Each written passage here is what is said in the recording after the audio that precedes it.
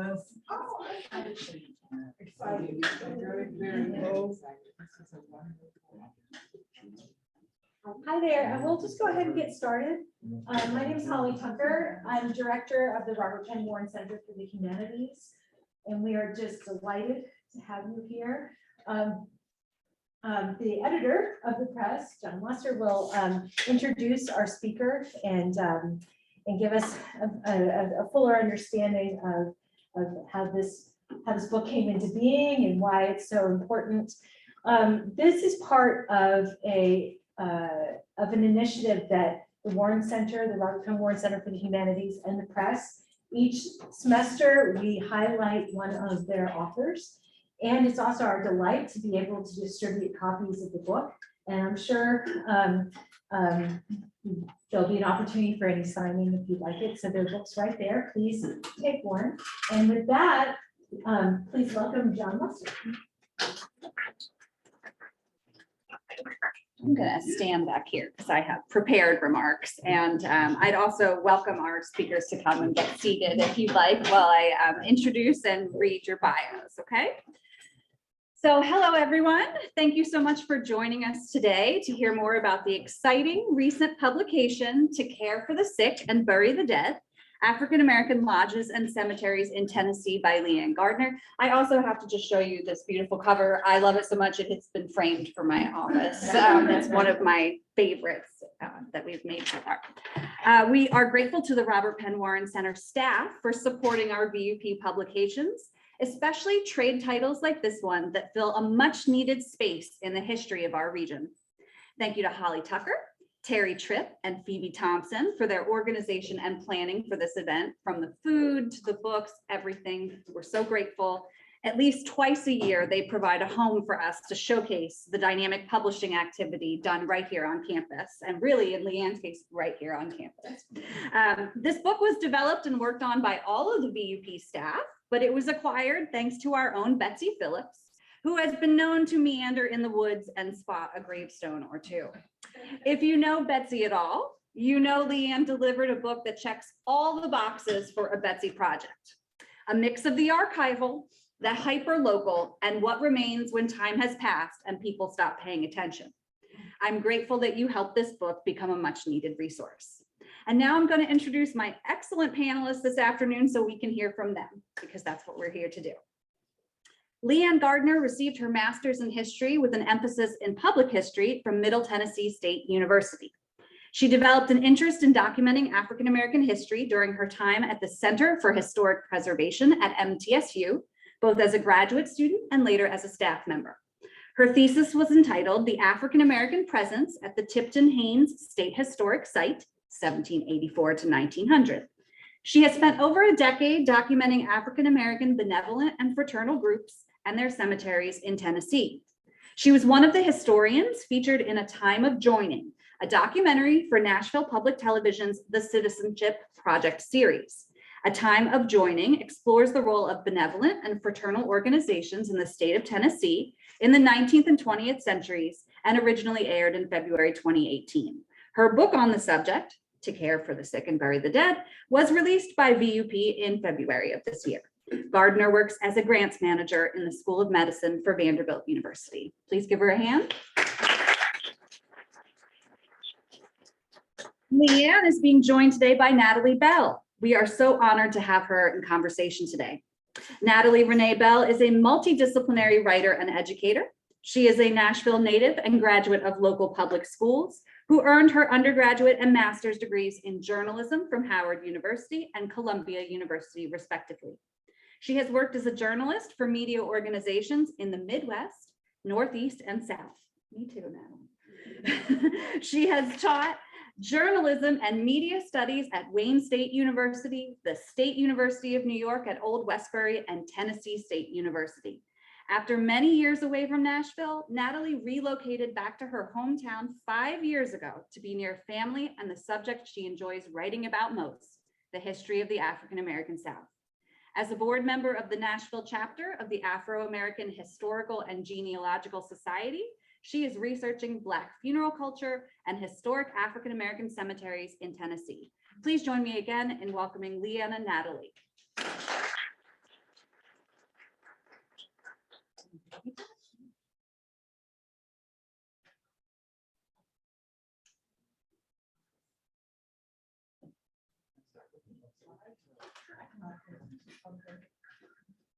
So thank y'all for coming out today. So before we start with our reading, we have put together, I'm going to stand for a minute, then I'll sit back down. Just wanted to give a little context about some of the research that I've done on African-American lodges and cemeteries in Tennessee.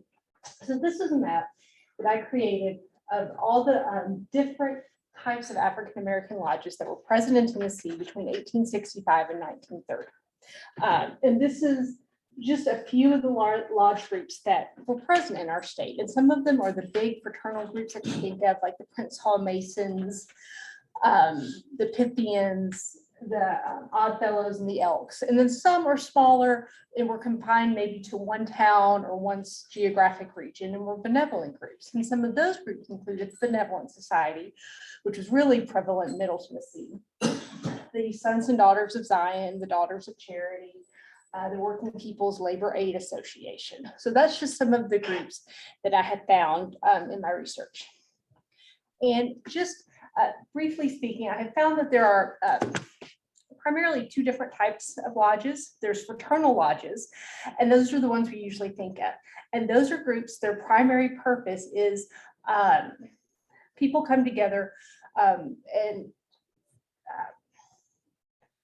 and their common purpose is the lodge itself. There's a ritual that everyone goes through. You can work your way through ranks of membership. And the purpose is really those bonds of fraternalism that you form. They're usually secret, like the rituals and everything that goes on. And there's special regalia that members would wear. Now, these groups offered a lot of other benefits as well, but their primary purpose was that fraternal purpose. And then the other type of lodges are benevolent lodges. And their primary purpose was to bring people together for a particular goal. And that would be to care for the sick or to bury the dead. Sometimes it was to work on a societal ill like temperance, to fight against all alcohol and try to remove it from all aspects of public life. And benevolent groups could also like have different regalia that they wore in different ranks, but that wasn't their primary purpose. Their purpose was really to bring a group of people together working for a common goal and purpose. And just to kind of give you an idea of some of the cemeteries, I felt like I'm visual. I like to see where things are at. This is just a map I've created with some of the cemeteries that I talk about in my book.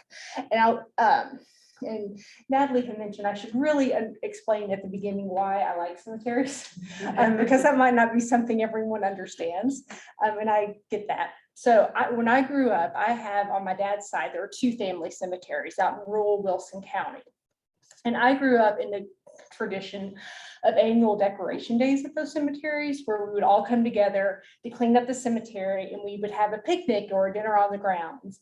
And then people would tell stories and talk about the people who were buried there. And so I have a lot of great uncles, great grandfathers, things like that that I've never met, but I have the most outrageous stories thanks to these events. And that's why I've always enjoyed cemeteries. To me, they're really places of peace. They're also places primarily of stories. I've enjoyed just wandering through, looking at the stones and trying to figure out what's the story behind this, really.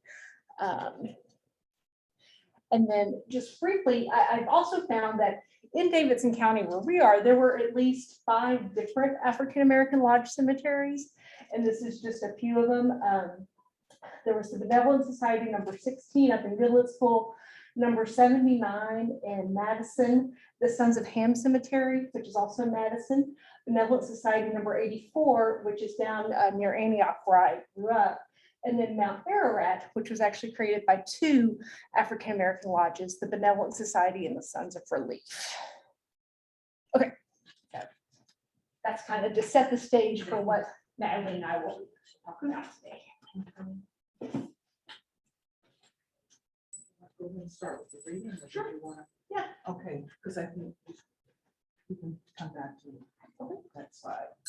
Okay, so our first reading is a passage where I try to talk about the importance of fraternities. In April 1909, members of the African-American Knights of Pythias Lodges in Nashville, Tennessee, celebrated the 45th annual Thanksgiving celebration for the Knights of Pythias of Nashville. Before the celebration began, Organizers of the event realized that it would not be possible to accommodate the men and women associated with the Pythians in one venue for the annual Thanksgiving sermon. There was reportedly no venue big enough for everyone to gather in the large numbers anticipated for the event.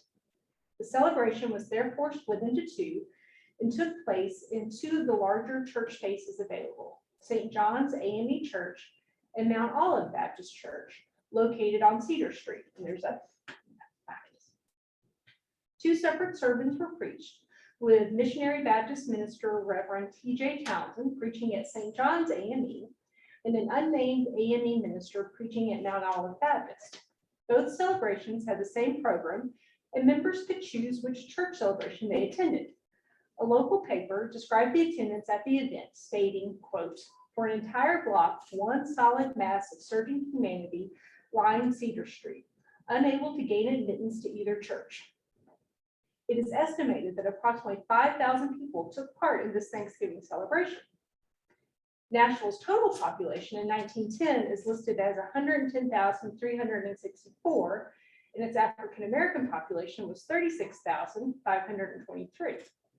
If 5,000 did attend the Pythian celebration, that means that 4.5% of Nashville's total population and 13.7% of its African-American population attended the event. Given these numbers, this was an important event in the African-American community and shows the interest that it had in fraternal and benevolent events in their neighborhoods. As the story illustrates, fraternalism and benevolence were extremely important to the African-American community during the late 19th and early 20th centuries, and people often held membership in multiple groups. Several sociologists in the early 20th century who studied African-American communities noticed this tendency for African Americans to join multiple fraternal and benevolent groups. Great, thank you. I want to commend Leanne, first of all, for the research that she has done, so valuable for African American historical cemeteries. Often these cemeteries are unknown. People may know that it's there, but not know anything about it. And this is something that is more and more becoming of concern, not only here in Tennessee, but around the nation, especially with encroaching development. People just, memory of these cemeteries will go away. And these are the cemeteries. That's notes on, I want to make sure that I refer to. These are the cemeteries where men and women were freed slaves, who were freed slaves, civil rights champions, veterans, mothers and fathers worked in communities.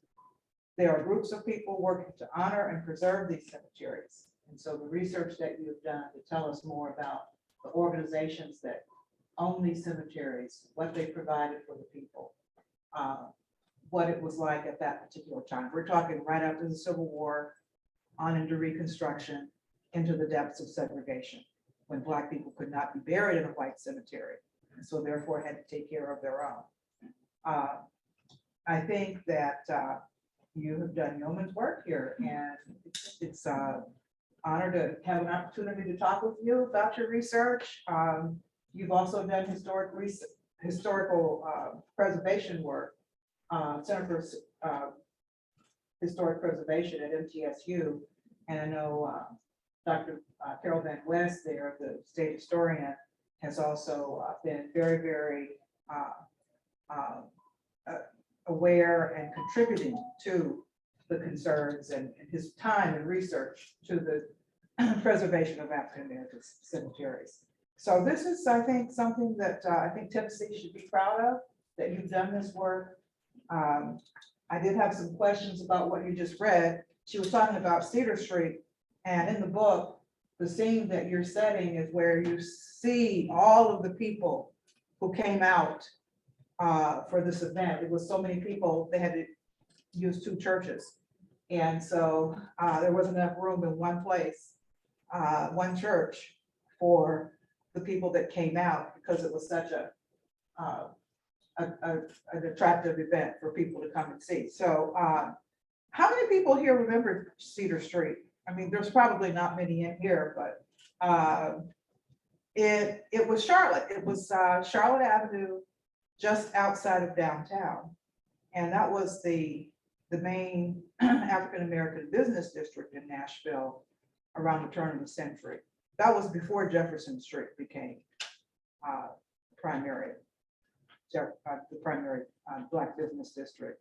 Cedar Street was where all of the Black businesses were located, the churches, the retail stores. And one business I noticed stayed there as long as a lot of development, as you know, has been going on in that area. It looks nothing like it did at that time. But for the longest time, one business that I remember as a child, Haddock's Pharmacy building, was still there. But they finally gave in. Everything was growing up around it. And it still had the sign up there, Haddock's Pharmacy. But yeah, it's a whole different place now. One of the churches that is still there from that period, turn of the century, is Capers Memorial CME Church. And it's one of the oldest CME churches in the country here in Nashville. Okay, so I wanted to know, Leanne, of the research, and you worked on this book for how long? Oh, well, I've been researching lodges and then cemeteries for a little over a decade now. And then I started writing the book proper, probably in about 29. Okay, and how did you find the cemeteries? I'd like to know, how many cemeteries did you find and how did you find them? Because they're not marked, many of them. I think there are a lot more of them out there than I've been documented. Because I think a lot of the times that I found is they're called by something else when you find them, like in a cemetery book. So where I first started was I would look in books of cemetery transcriptions at the state archive, library and archives. But the problem with a lot of those is that they were done sometime between the 30s and the 1970s, and they really focused mainly on white cemeteries. So they're not the best resource. So then I do a lot of deed research. So I knew the list of groups that I'm searching for. And I would pick a county and I would go to the state archives and I would just start going through the deed indexes to see if they own property anywhere in the county, and then get a copy of the deed and then try to figure out if it was a cemetery or a building, where it was now, if they've sold it. So a lot of these cemeteries, they might not still be owned by the lodge, but I think of them as lodge cemeteries because that's who started them. So that, and then I also used Find a Grave. I looked at property assessor records. So in Davidson County, one day I just thought, what happens if I type in the word benevolent as the owner? And two of the cemeteries came up. So that's something of my process. Some of them, as you mentioned, are called benevolent cemeteries. Is a benevolent cemetery also a lodge cemetery? Usually, I have found so far that the Benevolent Society had a number of cemeteries in Middle Tennessee. Not only just in Nashville, we also have one in Murfreesboro, where I live, and there's one in Shebville. Mount Ararat Cemetery was actually started by the Ladies Benevolent Society number 44 down there. And it's a really interesting cemetery because it's literally, and we'll talk about it hopefully a little later, it's right beside an older white cemetery, separated by 2 fences and a road. I mean, you can't get any more. I mean, that's unfortunately Tennessee history in a nutshell right there. And when I first was like trying to dig into it, like who had owned it, and I found out it was a Ladies Benevolent Society, I was just like, this is fantastic. Not only is it Benevolent Lodge, it's women who are buying this property and creating the cemetery for their community. And as a woman, I was just like, go us. And the lodges, I'm wondering if people in the audience know what kind of lodges we're referring to. Like the Eastern Stars, like the Prince Hall Masons. These are fraternal organizations in the African-American community and in the white community as well. They're just different names, but similar origins to, brotherhood. And then there were rights that they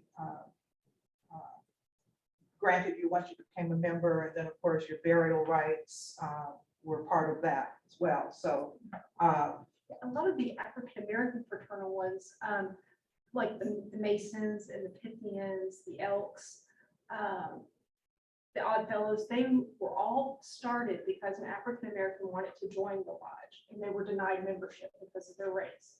And so in at least 3 of the cases, what that person would do would then apply to a lodge in England and ask for a charter. And the English lodges had absolutely no problem with admitting, or at least giving charters to African-Americans to create a lodge in the United States. So they would create a parallel system in effect. Other times, I think it was the Elks, an African, they were able to get a copy of the published ritual, which was in the Library of Congress, and then just created the exact same organization that allowed African Americans. I want to mention a picture of a scene that you might recognize. Well, this was part of the African American Historical and Genealogical Society that I'm a part of. We're like any other genealogical society. We focus on African American history and genealogy. For the last year, we've been meeting on Zoom, like a lot of groups. And each December, we have what we call our show and tell meeting. And that's where members can share a document or an artifact, something from their family history that they'd like to tell a story about that artifact. And so there was a lady last December that had her certificate of one of her ancestors who was a member of the Knights of Pythias.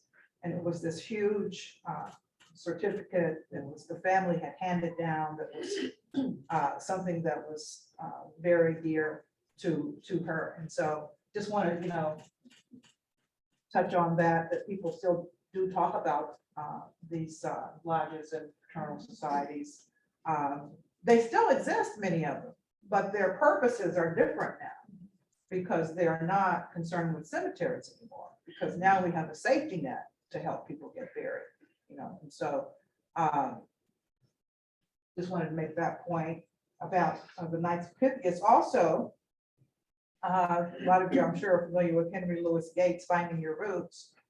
Lionel Richie was featured on one of those, and his one of his great grandfathers was a member of the Knights of Wiseman, and they made a big deal about it. This Knights of Wiseman was based in Chattanooga, and so these benevolent societies are intrinsic to African American culture. The cemeteries are again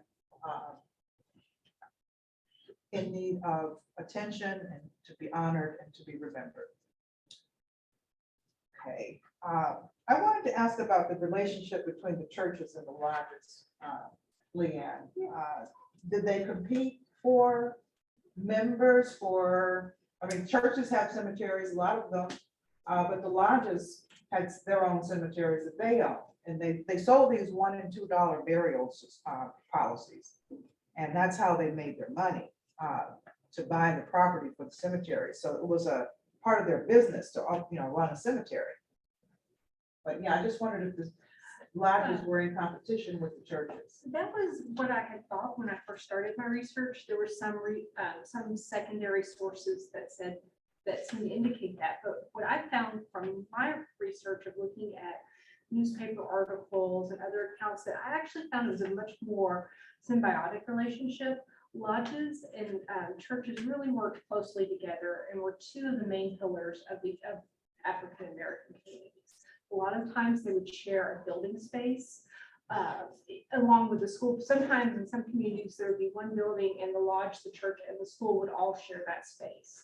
I found that most lodges every year would have an annual sermon, and they would invite ministers every year to come and preach that annual sermon to their membership.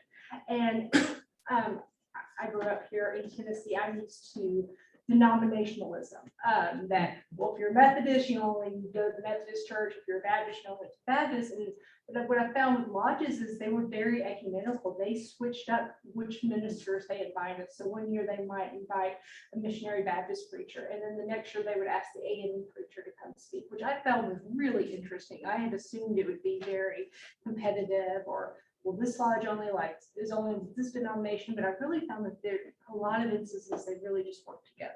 That's interesting. Okay, all right, so I know you have other readings that you want to get to.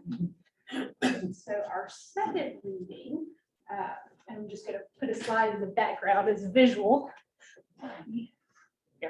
It's about the lack of historic markers at a lot of these sites. And I will note, I'm biased. I think all of these places should be marked in some way. I think they're really important. It is noteworthy how few lodge cemeteries have a historical marker of any sort to commemorate the lodge or those buried within.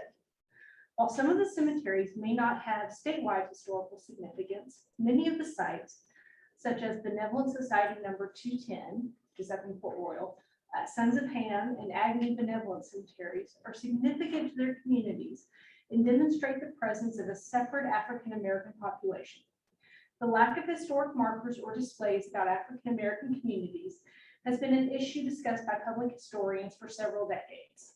In the 1990s, while conducting a cross-country survey of markers, monuments, and historic sites, author James Lowen found that women and African Americans were significantly underrepresented in these places of remembrance.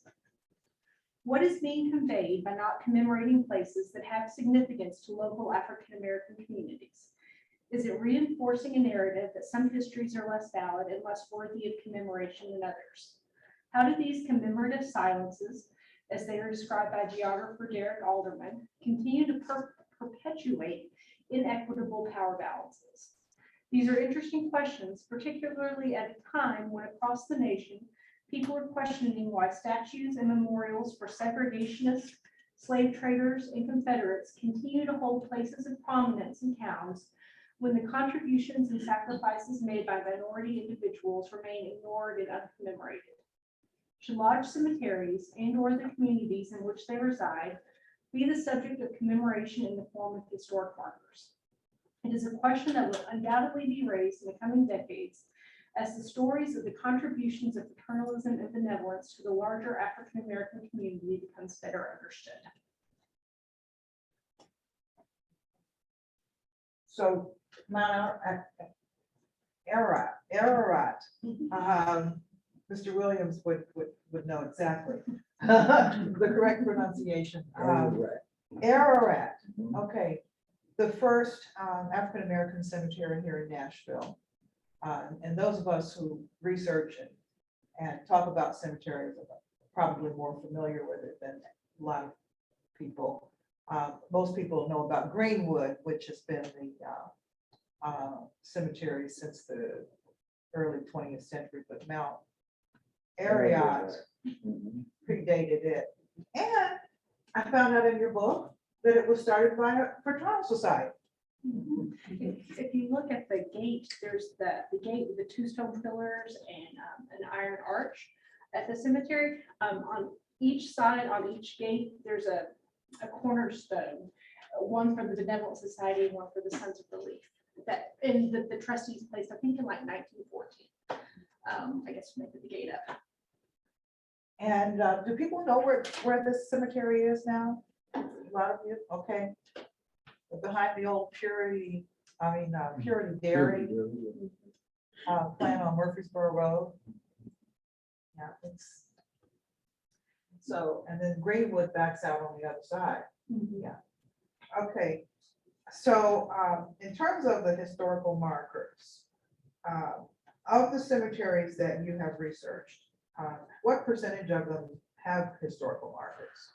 Very, very few. Of the ones I've found, only 3 across the entire state have a historic marker of any type. One is at Mount Ararat here in Nashville.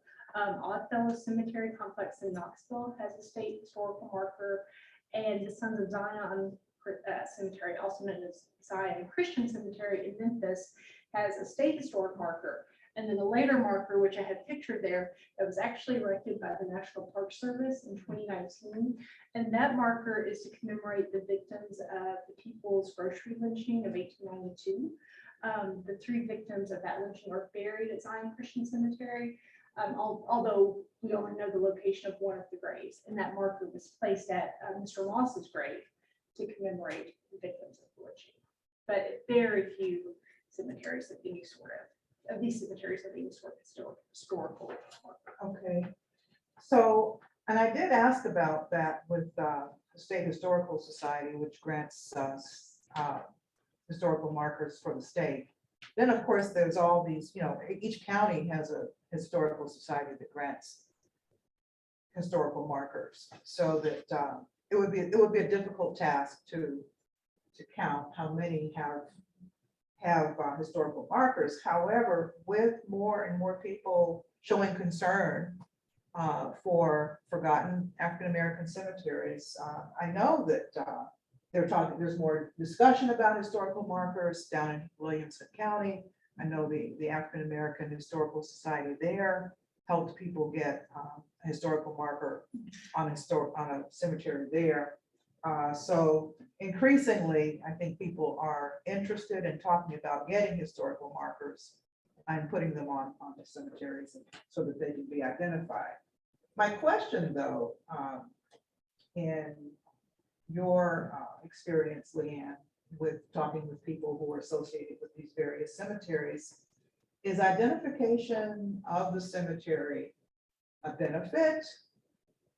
In other words, is it a good thing for the cemetery, people to know where the cemetery is, where the African-American cemetery is, or is it better left unknown? It's really something, it's a question I struggle with. I think in a lot of ways, I think someone needs to know where these cemeteries are, just so that developers don't build over them. I talked briefly, there's a cemetery in Memphis, Union Forever Cemetery. And when I was trying to find it, never was able to get onto the property, but it was listed for sale. It's the same site as what the county property assessor identifies as a cemetery. And Union Forever Society, which is a great name for a group, that would have been a really important cemetery to their community. And I feel like a developer should know that they need to be walking into a situation where there are a lot of people buried there. But on the other hand, these sites, there are some not great people out there who might go to these sites to vandalize them. One of the lodges that I've talked about, Benevolent Lodge number 210, which is up in Port Royal in Montgomery County, they're still an active lodge. They still have a lodge building and a cemetery. And their lodge building was actually burned down in the 1990s by white supremacists. They did rebuild and they commemorated the rebuilding project. But I mean, it's a struggle. I think they should be known, but like I said, there's some not great people out there. But I wouldn't want to direct them to a sacred place. Well, I know exactly what you mean. And here I have to talk about my family connection to a cemetery. It's called the Belltown Cemetery in Cheatham County. My father he's from Nashville, but his parents were from this place called Belltown in Cheatham County. It's near Kingston Springs. And growing up, I would hear him talk about Belltown, he and other relatives, but I didn't feel connected to the town. I'd never been there. I grew up here in Nashville.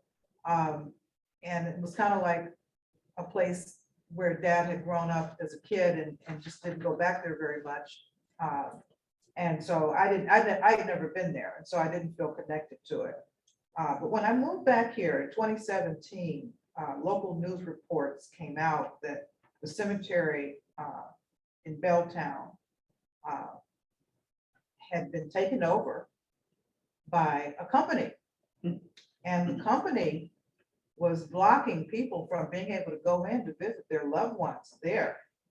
And I couldn't believe my ears. I just couldn't believe that someone could, make it so that someone could not visit their loved ones in the cemetery where they were buried, but that was what was happening. And I later on, a few years later, was able to go to Belltown and see the cemetery. The family that had been barred from visiting, and we did not know them at first, but we've gotten to know them since. They've actually moved there now. And so what I want to say is that the Belltown Cemetery, which had been the cemetery for this emancipation community that had existed since emancipation on through Reconstruction, on the way up through the early 20th century. After people left this community, and there were churches there were usually about 200 or 300 people that lived there. But after people moved away from the country and moved back into the city, these structures were still there. And somehow the land was sold. This land was sold to a developer, and this cemetery was on the property, and the developer had access or owned the land around it on all boundaries. And so on that grounds, the developer was not allowing anyone to visit. It was horrible. It was very arrested. People were arrested for trying to visit their loved ones. I thought they were going to be here today, but they're not here. The Joyce family. They also had ancestors in the cemetery, and in fact, veterans in the cemetery as well. They were going to visit his brother, who was a Vietnam veteran. There are also veterans in that cemetery going back to World War I, World War II. And so what I want to say is that, yes, when it becomes known that a cemetery is there, well, in that case, people didn't know the cemetery was there. I mean, people that had family there who had lived there a long time ago knew it was there, but no one was there when the land was sold to the developer, and nobody complained. I mean, I guess there was nobody to contest it. So in terms of silences, you talk about silences in the book, silences for African-American cemeteries. And that's my question is, is it a benefit to be silent, or is it important to mark them, so that people know that they're there? I think in some way, and someone needs to know they're there, because if we don't know they're there, we can't protect them. We can't keep an eye out on them. I know in Rutherford County, where I live, our county archives, in connection with our GIS department, several years ago, started a project to mark every cemetery, GIS map every cemetery in the county. With this particular focus on African-American cemeteries, because the previous cemetery book, which had come out in the 70s, had only mentioned one. And they were like, we know there's more than one African-American cemetery in Rutherford County. And I think that's a really good resource, because it allows people, developers, someone who might be interested in buying property, you can go and see the property lines, and it's marked like this is a cemetery, this is a religious sacred spot. I think we're making progress in the state, like recognizing these cemeteries, the Center for Historic Preservation, the work that you're doing. The state of Tennessee Historical Commission has a staff person whose job it is to find African-American cemeteries and count them and put them in a database. Graham Perry is his name. So there are efforts being made to identify, to count them, to identify them, so that they can be preserved, but we still have a ways to go. Okay. Let's see. I think I should probably mention here, let's see, was there one other question about that? We talked about trends of getting the historical markers. There hasn't been any,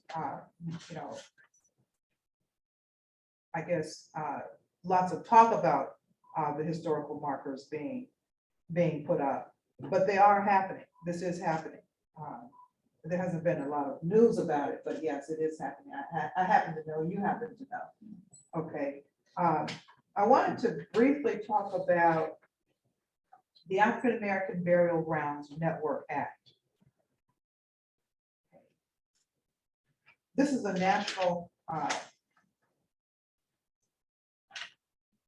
piece of legislation in Congress that would create the African American Burial Grounds and Network Act.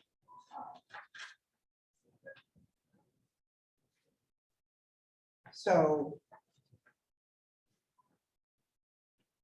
right, this bill that would create this database, this national database, has been talked about in National Geographic, Smithsonian Magazine, about this proposed legislation. It actually passed unanimously in the US Senate last year, 2021, February. It could change all of the unknowns about these cemeteries. It would create a network of Black cemeteries and a formal database, and include grant funding for research and restoration. Again, this legislation passed the US Senate unanimously in February of 2021. It has since been introduced in the US House, where it is currently sitting in the subcommittee under the House Committee on Natural Resources. Hearings have been held, but the status remains unclear. Actually, this bill was first introduced in the House. As you know, legislation goes back and forth.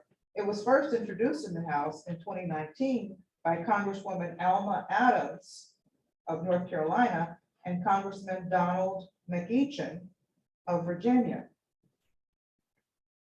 And then over in the Senate, it got picked up over there. It was introduced separately over there by Senator Sherrod Brown of Ohio, and none other than ex-Senator Lamar Alexander of Tennessee. So I thought it was important to make that point, that here in Tennessee, we're aware of this, this concern about honoring and preserving African American cemeteries. And so our own senator was part of the effort to get it introduced in Congress. I want to make that point. So it is a national movement.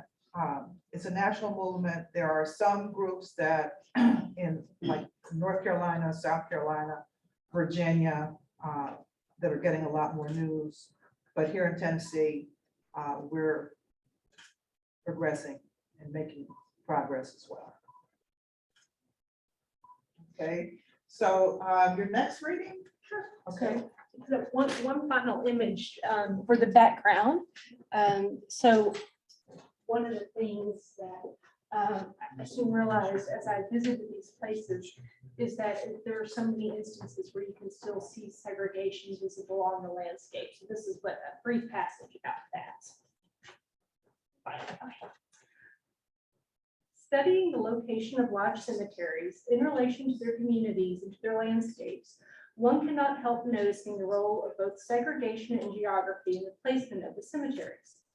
In larger towns and cities, the placement of the cemeteries bears out what geographers and historians have noted about residential segregation in southern cities.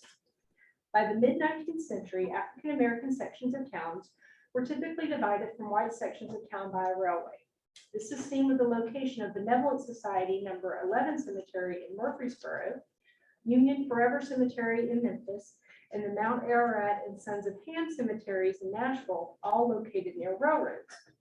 Railways often formed a convenient and clear distinction between the white section of town and the section of town that housed the other, whether African Americans or other ethnic groups. In urban places across the South, African Americans were allowed space in the least desirable areas, such as near the railroad tracks, near the city dump, on land with steep slopes, or any area that had low residential appeal for white residents. In several ways, geography played a crucial role in the placement and establishment of African American lodge cemeteries. In some cases, the cemeteries are a part of a larger neighborhood or community established in the post-Civil War era, as African Americans created their own spaces across the state. While some of these communities still exist, in other instances, one of the last remnants of these separate African American communities is the Lodge Cemetery, highlighting the ways these geographic landscapes were segregated and the ways that segregation can still be seen on the landscape in the 21st century. Understanding the role of geography in the creation of African-American cemeteries and community institutions provides more context for these cemeteries. And then the two images up there, this one over there is Mount Ararat down in Chevrolet, which is established by the Ladies Benevolent Cemetery. And in the background of the picture is the older white Willow Mount Cemetery, separated by two fences and a road. And then this is Benevolent Society number 16 Cemetery in Cole Cemetery here in Davidson County. This is Benevolent on this side. Cole Cemetery is up towards the back and it curves around. And that one was interesting in that they're very clearly distinct, separate cemeteries.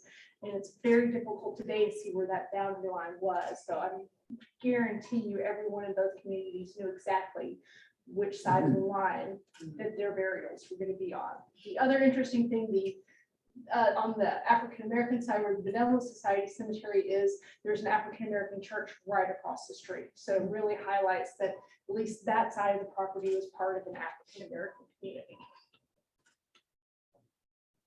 Okay, that one's in Goodlettsville and that one's in, that's not all right, Shelbyville. Okay. Segregation. Okay, first, I would like to know, from a historian's perspective, tell me how is it important for you to know, to go back and find where the segregated community was in a community? For me, I think it's important to remember that it was there, because I think it's too easy for us to say, oh, that was long ago history, when it wasn't that long ago. My own father grew up here in Nashville, and when he graduated high school, schools were not integrated. So, I mean, it's very recent memory. So I feel like it's really important for people not to say, oh, that was a long time ago, we can forget about it. No, it's very recent past.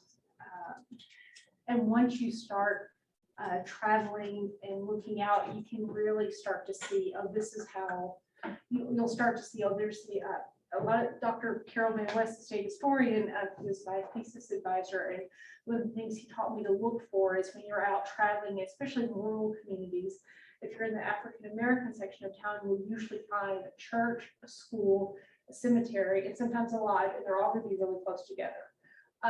And it's almost uncanny. Sometimes you could stand in the street and go, there's the church, there's the cemetery, there's where the school would have been. Oh, look, that's where the local store would have been. It's once you see it, you can't not see it. And I just think it's really important to remember that.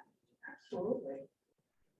Because I guess if you forget where it is, or if it's no longer visible, or you can no longer determine where Black people lived, it's like their presence is erased, or? Exactly. Okay.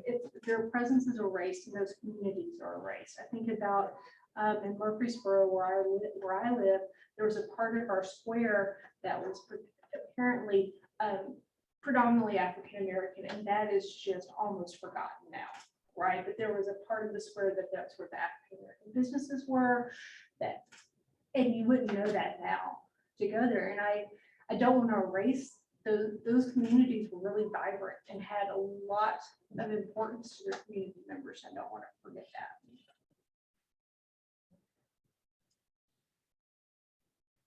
Were lodge cemeteries in rural areas generally tied to other entities where no organized community is present?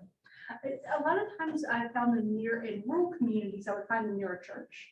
Down in Giles County, there's an Agnew Benevolent Cemetery, and it's right beside the St. Paul Agnew AME Church. Some mistakenly identify it as that, but they even put a sign up that says it's the Agnew Benevolent Cemetery. So a lot of times they are near the church. Okay. Okay. All right. I know we're getting close to 5 o'clock, so we're going to open it up to audience questions. Let me see. I would just say that I know in your book, you point out where even though you may find the church, the lodge, the cemetery all in one place, the school, and it's recognizable that a community existed there. The lodge, the cemetery may or may not be related to the lodge. It may be related to the church or vice versa.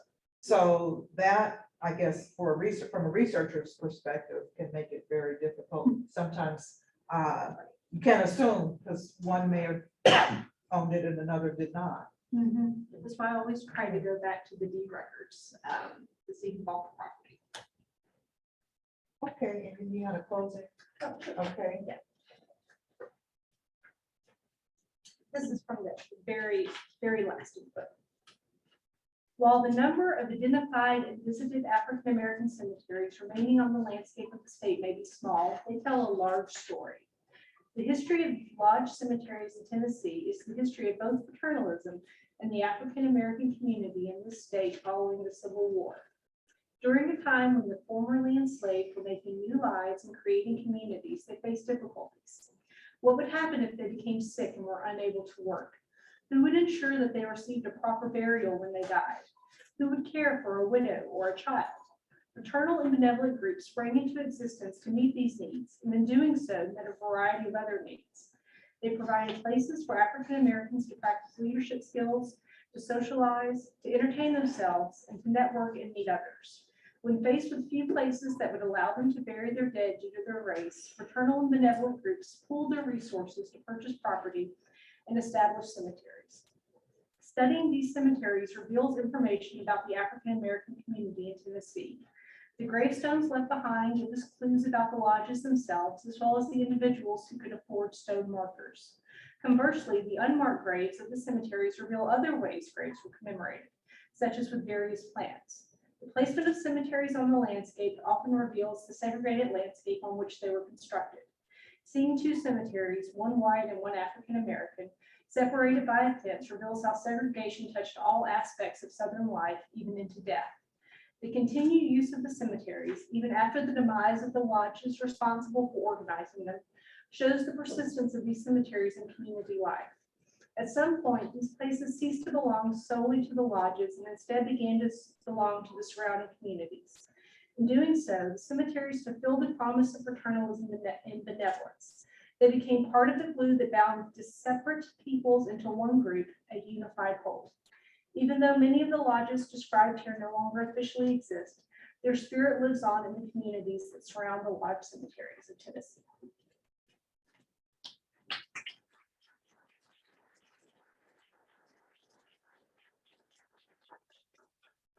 Thank you so much. Okay, fine work, fine work. Thank you so much. We can now open it up for questions from the audience. Yes, I see a hand. Well, I was going to make that joke saying I'm dying to ask a question. Thank you so much for this absolutely fascinating. Said such important work. One of the things I just found very touching when you opened it. You said these are places where stories we find enjoying wandering around and looking at the individuals who are buried there. We talked a lot about cemeteries in the aggregate, right? Did you have during the research, did you have a moment where you were touched by an individual story of someone who was buried there? Often, both when I was there, like in the cemetery, a lot of if it's a marker, particularly a child or someone who died around the age of my children who are 13 and 16, that always just really touches me. Sometimes in the newspaper record. So I found a newspaper story of a man who was lynched in Murfreesboro, who was buried in the Benevolent Society cemetery there, according to the newspaper report. That grave is not marked. Now, I will say most of the graves at that cemetery are not marked. And I don't know if it's because I live in Murfreesboro, but I've read several newspaper stories about it, and it really touched me because in one of the articles, they talk about that even though this young man was lynched, like there was a funeral procession that went around the square, and the cemetery is about a mile away from the square, and how like all these people from the African American community and his family like were part of this procession, and I just found that so moving to think that after all the terrible things that young man must have endured, that he found like a safe space in his community, in my now adopted hometown. So stories like that really just always got to me. I started an Instagram page where I'm trying to highlight stories of individuals, and not just like the big important people buried at the cemeteries, but like the everyday people, just what I can. Sometimes I can't find a lot, and sometimes that is the story.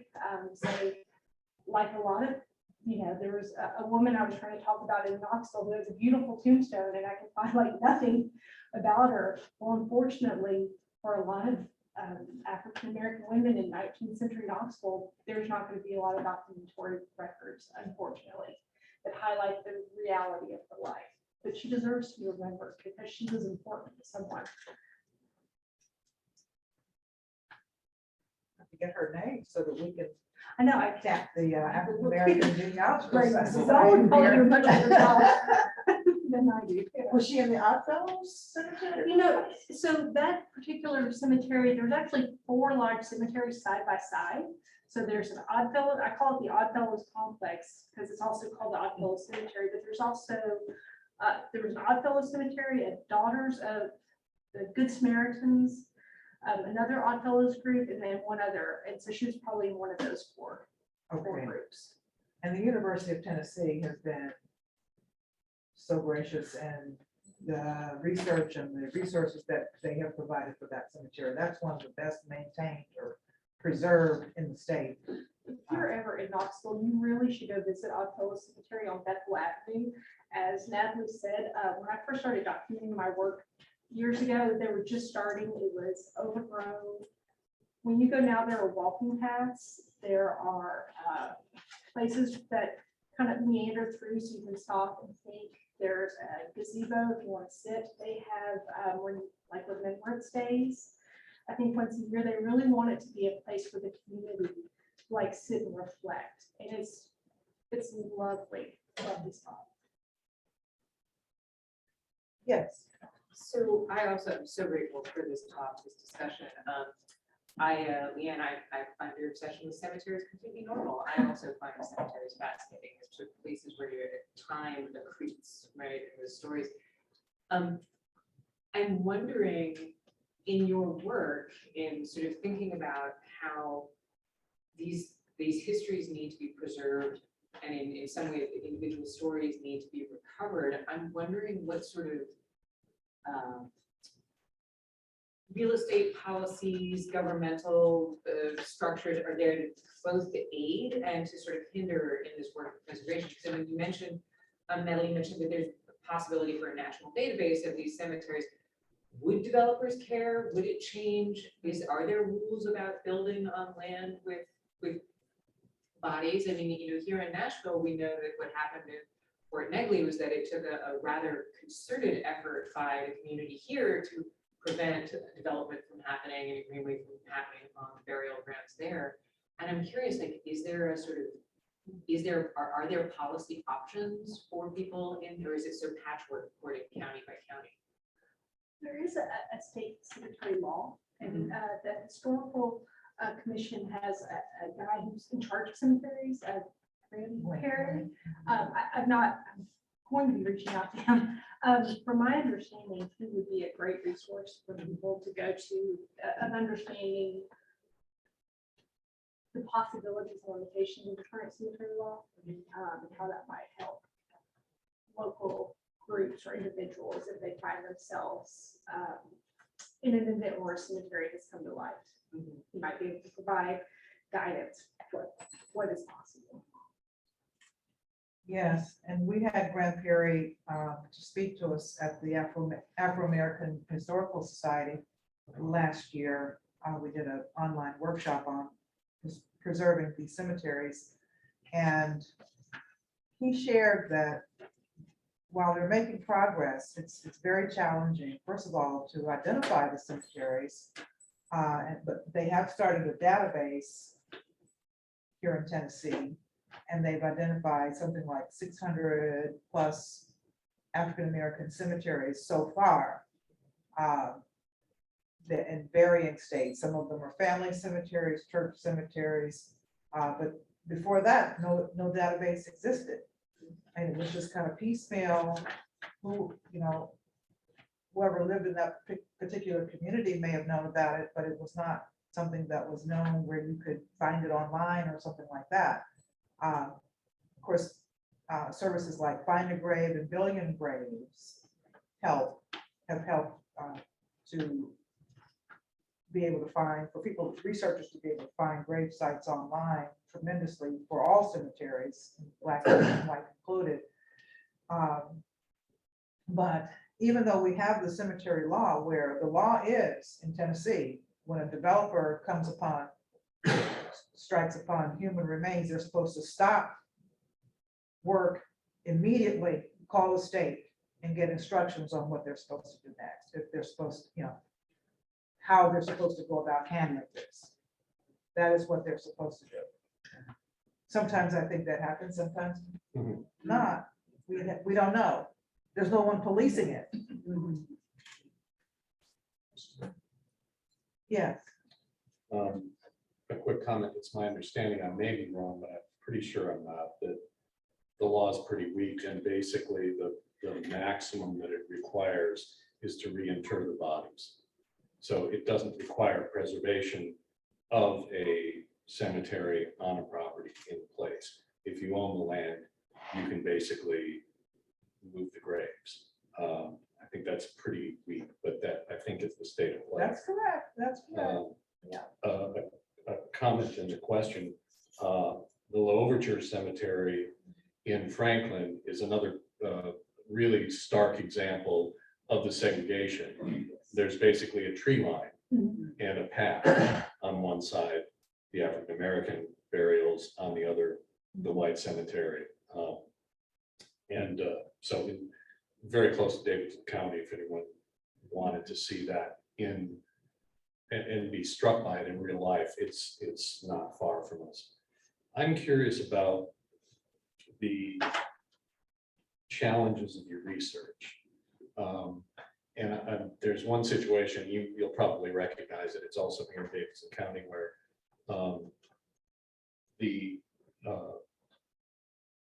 maintenance and the care of a cemetery is being taken care of by a particular church congregation. But it was actually technically deeded to a pastor of the church, a couple of pastors and elders of this church and their descendants. And so it's not formally owned by the church. So when development happened nearby, proposed development happened nearby, the cemetery, the church was never notified, because the notices by law go to the property owners, and the property owners are alive, and the church is not formally the owner. So in your research, did you find situations where the benevolent societies may have operated a cemetery, but it wasn't formally deeded because it was a very sort of informal operation where, quite frankly, the white controlled governments didn't really care that much about formal deeds on lands in these African-American rural emancipation communities? I did run across a few instances where the deed is not held by the lodge itself, but as you say, the trustees and their heirs, which doesn't seem like it would be a problem until you get a few decades down the road and the lodge is no longer active. I always go back to Hall Freemasons because that's where I live. The sons and daughters of Cyrene had a lodge building, not a cemetery, but a building. And during urban renewal and redevelopment and building Broad Street in the 50s, the place where their lodge building was, the city pretty much took it over and decided to tear it down, right? Because it was in the way of where this new street was going to go. And it wasn't the lodge that they had to contact, but it was all the heirs of the trustees, which was like several decades later. You do see that, unfortunately. And to your earlier point about segregated cemeteries, another one nearby is in Murray County, Rose Hill and Rosemont cemeteries in Columbia, literally a fence right down between them. It's stark when you see it. And I think we have one more question over here. Thank you for your scholarship, first of all. Would you mind going back to your previous slide? I actually just wanted to ask if you could tell us about the machine. I'm not familiar with it. Oh, yes. So that is, okay, so in 1892 in Memphis, Thomas Moss owned the People's Grocery Store in a community also known as the Curve. He and I'm blanking on the name, but he had a competitor in business, a white businessman, who did not like that Mr. Moss's grocery store was getting more of his customers. There was an incident that happened in which this white owner of the competing business claimed that Mr. Moss and Mr. McDowell and Mr. Stewart like engaged in a fight with him. Who knows, right? And again, this is very vague, but from my memory, from there, that escalated. So it became very tense in the community because he asked the police for increased patrols because he felt unsafe. Because this is Memphis in the 1890s, that led to harassment of the African-American community there at the Curve. And so they, the tensions built until finally the whites in the community lynched these three men at the grocery store. Well, took them right outside of town and lynched them. It's a terrible story. Ida B. Wells, if you're familiar with her, she was from Memphis. It's because of this she was not able to return to Memphis because she wrote out about it and was trying to let people know this terrible thing that happened. And her life was threatened. There was an editor of a Memphis paper, Mr. Crump, who threatened her life. He also came to, everything comes back to Murfreesboro. He later moved to Murfreesboro and was the editor of our paper there for a while as well. So it's considered like this really terrible lynching that happened in Memphis. And for many years, it was not talked about in the scholarship very often. But in the last several years, there was this movement to try to mark this terrible time, right? That these victims needed some kind of commemoration of what happened to them. And from my understanding, they had tried to erect a state historical marker and it had run into some difficulties about the wording, the language, and where it would be placed. And so the Park Service stepped in and said, we'll put a marker, we'll pay for it, we'll put it in the cemetery. And we know that all three victims were buried in the cemetery there. Unfortunately, like we've lost like a number of decades of their burial records. So we only know where Mr. Moss's grave is. So they placed the marker at his gravesite and had a commemoration to honor these victims. But if you're familiar with the Tennessee Encyclopedia online, there's a really great article there. You look up Tennessee Encyclopedia and then put it like People's Grocery. There's a really good article in there about it. What you said about the cemetery. Our family is from Murfreesboro County. On Saturday, there was a planting. Part of our family cemetery was there. So I guess they moved the grave, but we have a marker that has the names of the people who are in that cemetery on a large monument that they moved to. Our other family cemetery, you may have heard of Silver Springs area. So that cemetery is where my family is buried. So we're still using that cemetery today, but the marker for the graves that were at where Saturn is, they put that marker in the cemetery that was in Silver Springs now. Also, that's on my father's side. On my mother's side, on Thomasville Road in Williamson County, is one of the large cemeteries that my family is buried. I've heard years that we have a family cemetery. So I was just driving down the road one day and I thought I'm gonna find this cemetery. But because I had read something about the lodge, I was able to find it just by, I had passed it and I thought, well, what is this lodge thing? And so I stopped and everybody that is in my family that I remember from 1800s on down, I found the grave in their grave marker in that cemetery. So I'm really thankful that I was able to read about the lodges because I wouldn't know that that's where they were buried because it doesn't say Symphony or Lester or anything like that. It just has the lodge and the number on it. so, you said that was in Wilson County? Yeah, right. Yes, that's one of the cemetery, yes. When I first visited that cemetery several years ago, it didn't have that marker there. And then when I went back a couple of years ago, it had the. Yes, the marker down. Yes, So you and I know. was so thrilled too. I was like, oh my gosh, I'm so glad this is marked now that people will notice that. And I'm so glad that, yeah, it helped you find it. It's a Yeah, really And great that's the only cemetery. reason I found it, because I just knew the family's property had been on Somersville Road, but I didn't know where. But because I knew about the lodges, so when I saw the lodge, I said, well, just pull over and go look. And the entire family that I had heard for years was buried there. Right, and I think, because I found the document about the Benevolent Society, that I think the Mr. Lester who owned the land, who deeded it, he was a president of of that lodge in like I didn't know that. 1926. And his wife was the secretary of the lodge in 1926, which I thought was really great. That they, Yeah. almost like a family affair, like they, yeah, that's great. I'm so glad I saw the second of it, because I never would have known to just stop at that one. So I'm looking, so now you put some historical perspective for me that I can take back to the family, that's why the lodge sign is there. Right, yeah.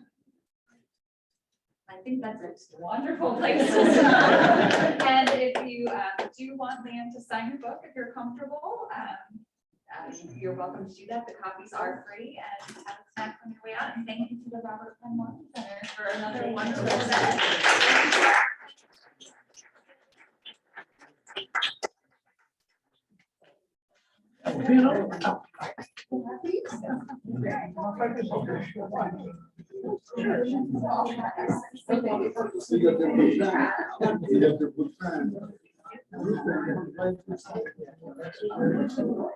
I know, it's so exciting.